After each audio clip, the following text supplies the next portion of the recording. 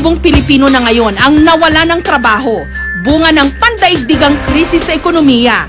Kaya't hindi na raw uubra ang mga choosy o mapili sa hanap buhay. Bawal na rin daw ang mga madidirihin.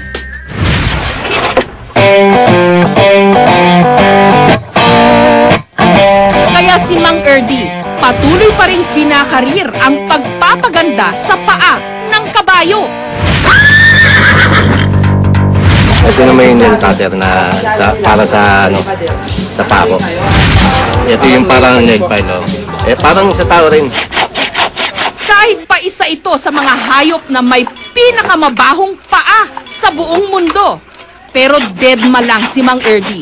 Caring-carry raw kasi niyang maging manikurista at pedikurista ng mga kalahi ni Petra. Pero extra challenge daw maging farrier o tagapangalaga ng paa ng kabayo. Hindi lang kasi paglilinis ng mga kuko ang nakatoka sa'yo, kundi pati na ang paglalagay ng horseshoe.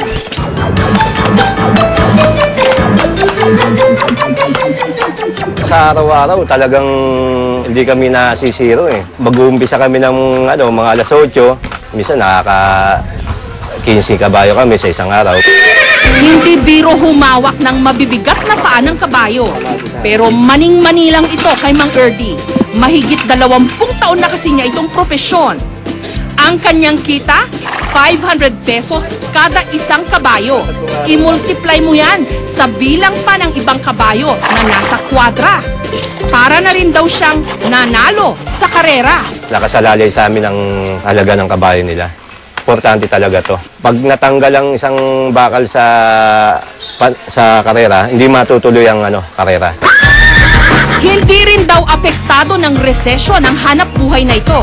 Dahil hanggat may humahabang kuko ng kabayo, meron silang trabaho.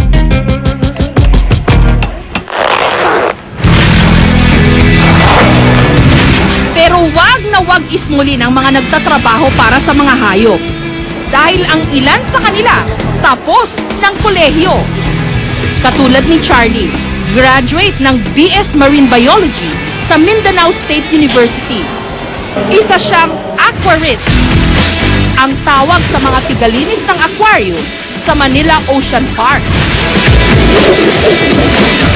Ang misyon ni Charlie, araw-araw linisin ang mga higanteng aquarium. Bihira lang yung mga tao na nakasalamuha ng mga hayop na tulad ng ganyan. Diba, may iba kasi na nagbabayad pa para gawin yan, kami yung binabayaran.